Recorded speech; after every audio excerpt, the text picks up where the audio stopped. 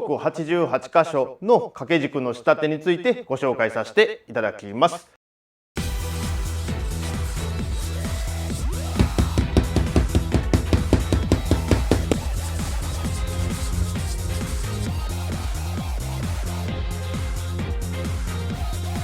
大切にしていきたいなと思います。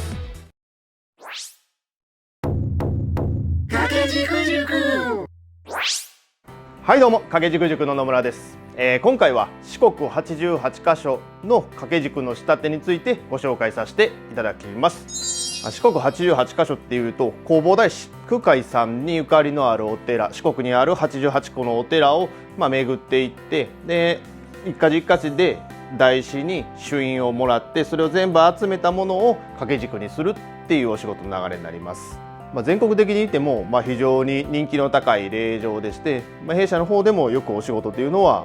ご依頼されることがあります。で、その四国88カ所の掛け軸表装依頼なんですけども、今回はなんとスイスの方からご依頼を頂戴いたしました。おお、スイスかと思いましたけどね。弊社では海外からのお仕事というのは、よく頂戴することが多いんですけども、四国88カ所の依頼っていうのは、正直初めてだったので、お客さんが来られた時はちょっと感動というか興奮しましたね。でスイスの方とお仕事をさせていただくっていうことは何回か今までもあったんですけども、すごい日本文化に造詣が深い方が多くて、であとすごいジェントルな方が多いイメージだったんで、お客さん来られた時もどんな感じかなと思ってたんですけども、やっぱりすごいジェントルで、日本の文化に関して非常に詳しいというか、興味を持たれてる方でしたね。で3ヶ月ぐらいビザを取って日本に来られて、結構長いこと日本にいらっしゃったらしいんですけども、でどこ行ってきたのって聞いてみたら、もちろん四国行ったんですけど、四国の前にどこ行ったかっていうと、浮世絵が好きだから、日本の美術がすごい好きみたいで、浮世絵の、美術館行ってみたりとか、あと川鍋暁斎ってご存知ありますかね。明治時代初期ぐらいの日本画家なんですけども、非常に奇才というか若冲に近い部分があるかなっていう感覚を受けるんですけども、結構画家の中でも変態的な作家だなって自分の中では思いますけど、それがすごい好きみたいで、僕もその川鍋暁斎好きだったんで、すごい話が噛み合ってめっちゃ盛り上がったんですけども、そういうのを行かれて、で最後に四国88カ所を巡られたということらしいです。で今回の四国88カ所巡りなんですけど、なんと歩き遍路でやられたらしいです。マジかよ、すげえな思いましたけど、歩きかよと思って。いやもう大体ね、日本の方でも四国歩き遍路される方っていらっしゃるんですけども、結構あれ大変なんですよ。確か全部の工程で1200キロぐらいあるんで、成人の男性で健康な方で歩いても大体45日ぐらい平均でかかるって言われてまして、それ日本人ならね信仰心があるからっていうので行くっていう方もいらっしゃると思うんですけど、海外の方で歩き遍路で四国を回られるっていうのはなかなかあんま聞いたことなかったんで、もうすげえな、なかなか頑張るなと正直ちょっと思って、びっくりして盛り上がってたんですけども、でもめちゃめちゃ大変やったみたいですよ。そりゃそうやろと思いますけども、最初でどれぐらい大変かっていうのを分からずにスタートされたのかなと思いますけども、おっしゃるにはやっぱりもう、よく言われるのは登山なんで足がすごいパンパンになると。でやっぱりその方も足パンパンになってで豆がめちゃめちゃできてもうめっちゃ痛かった言ってましたね。でも最後らへんには豆も潰れてもう治って潰れて治ってを繰り返して頑丈になったよイエーイとか言ってましたけどすげえなと思いますね。で途中であんまりにも足がむくみすぎて靴買い替えたらちっちゃくなっちゃったからって言ってましたけど、なかなかおもろいなと思います。で今回のお客さん結構ねやっぱこだわりが強い方でも、歩きでやられるっていうだけでもねこだわり強いなと思うんですけども、順打ちでやったらしいね。順打ちってご存知ありますかね。四国88カ所って自由に行っていいんですよ。何番から行ってもいいんですけども、1番から順番に12345 6って回るのを順打ちっていうんですけど、これはね結構歩き遍路の中でもハードルが高いというか、ちょっと一段階きつくなるんですよ。というのはショートカットできないんですよ。例えば1番5番6番が近いからここだけ回って翌日2番4番行ってみようっていう風な言い方ができないので、1番2番3番行って次こっちの方が近いのにっていう時でもやっぱ4番5番とかこう順番通りに行かなきゃいけないんですごい大変なんですけど、お客さんはそれを分かった上で順番にずっとやられたらしいです。で四国88カ所を始める前と後でちゃんと高野山に行かれたらしいんですよ。高野山にまず始まる前に行って、今から四国88カ所行ってきますみたいな感じでちゃんとお祈りをして、で無事に終わったら終了いたしましたっていうのをご報告に行ったということで、なんか日本人よりも日本人らしいというか、多いですね、外国の方で日本人らしい、日本人よりも日本人らしいっていう方、今回まさにそれだなって感じて、すごい信仰心があるというわけではないみたいですけども、ただ仏教のことはすごい好きみたいです。ただお母さんはなぜかキリスト教っていうね、ちょっとようわからんなというおばあちゃんの影響の方が強いみたいですね。なんかおばあちゃんの方が仏教に興味があるのか、関わりがあるみたいで、その影響を受けてたみたいな話をされてたと思います。で総じて言うと四国88カ所巡りはすごい楽しかったみたいですね。自然もすごい綺麗ですし、現地の人も親切にしてくれたみたいですし、でアクティビティも楽しめたということで、大満足っていうような形で、この後は掛け軸が無事に綺麗に仕上がればもう言うことなしみたいな感じで言って帰っていかれましたけども、謎にプレッシャーだけ与えられたみたいでそんな感じですけども、でなんかこの後は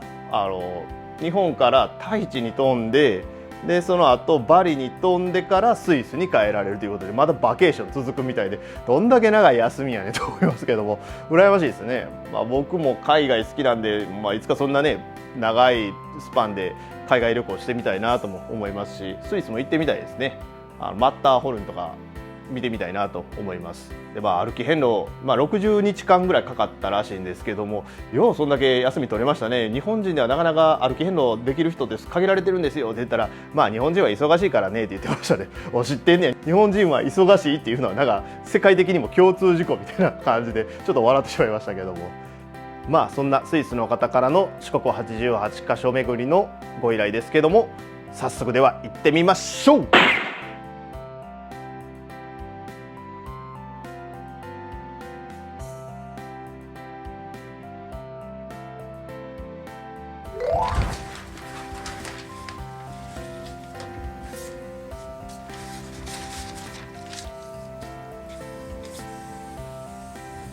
この作業でね水が使われるので、色止めをしっかりとしておかないと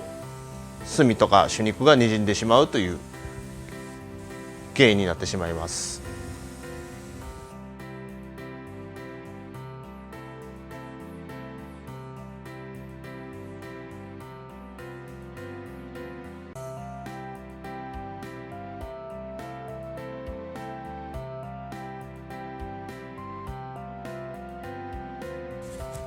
一通り糊を塗り終わったら、肌裏打ちの紙についているゴミを探して取っていきます。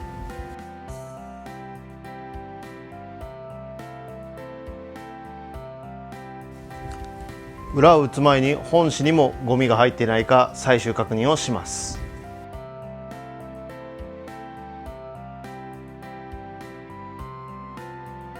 はい、ゴミのチェックが終わって、これで裏打ち前の準備が全部整いました。では今から肌裏打ちをしていきます。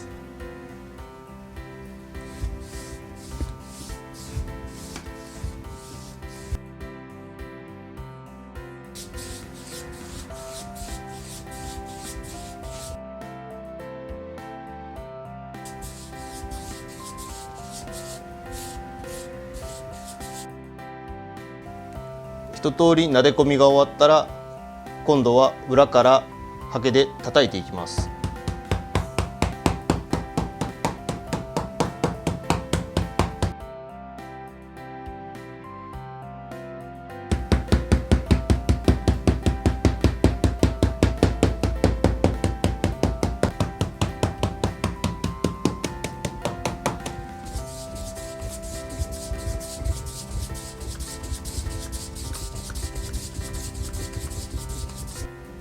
はい、裏打ちが終わったら仮張りといって板に張り込んで乾かします。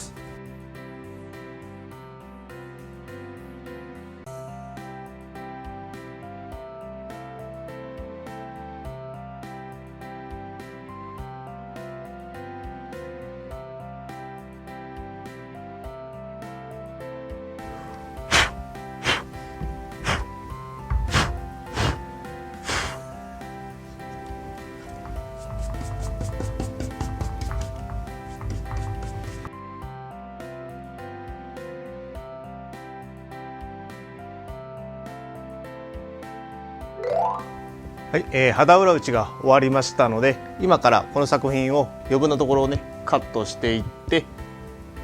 その作品の寸法に合わせて生地を準備していきます。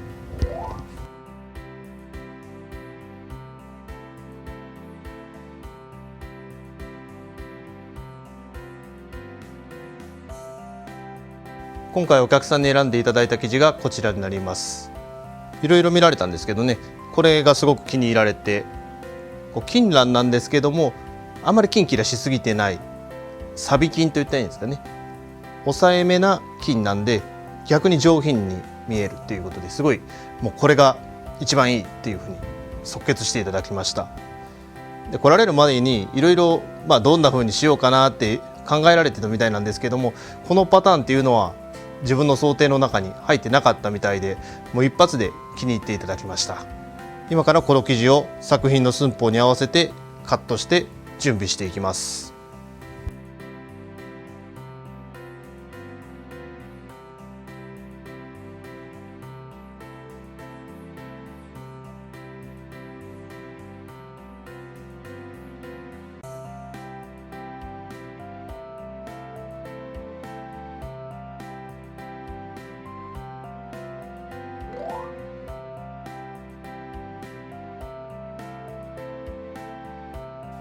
はい、実際作品にね生地をカットしたのを配置してみました。だいぶね掛け軸の仕上がった状態っていうのがイメージできるかなと思います。これからねこの作品にこの生地を糊で貼り合わせていきます。一番ね掛け軸らしくなっていく工程がこの実際生地を貼り合わせていく付け回しという作業になります。では行ってみましょう。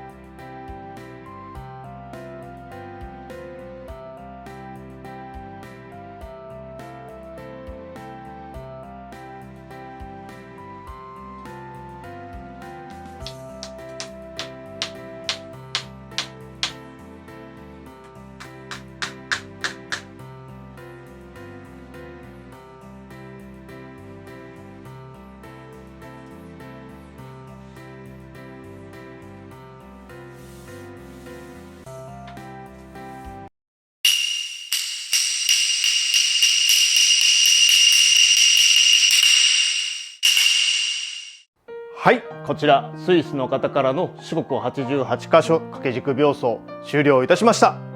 四国88箇所って88個も巡るところがあるので、やっぱりちょっと幅が広くなるんですけども、この広くなったことによって荘厳な仕上がり、重みがあるというか重厚みがあるので、いい感じに仕上がりましたね。お客様が気に入ってくださったこの生地も、本当に作品にマッチしてて、いい感じで中の作品の魅力を引き立ててますね。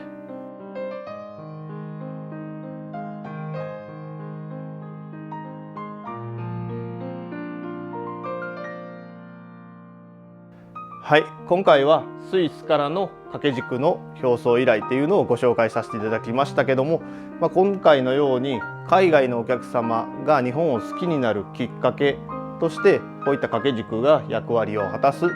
っていうふうに考えると、我々それを仕立てている表具師という仕事、それは今現代ではね、日本では正直言うと忘れ去られていこうとしている仕事なのかもしれないですけども、そういった角度からまた新しい役割役目っていうのを見つけることができるんじゃないかなとも思います。日本の文化を再発見するという意味で、海外の方からのお仕事というのも大切にしていきたいなと思います。はい、弊社では今回のように四国88カ所の掛け軸の表装依頼というのを承っております。ご予算に応じて数十種類以上の生地の見本というのもご用意しておりますので、ぜひぜひ弊社にご用命ください。はい、このチャンネルでは掛け軸や表装に関するさまざまな情報、もしくはそれにまつわるさまざまなエピソードについて情報を発信しております。ご興味ございましたらぜひチャンネル登録の方よろしくお願いいたします。それではどうも今回もありがとうございました。最後までご覧いただきありがとうございました。チャンネル登録ぜひよろしくお願いいたします。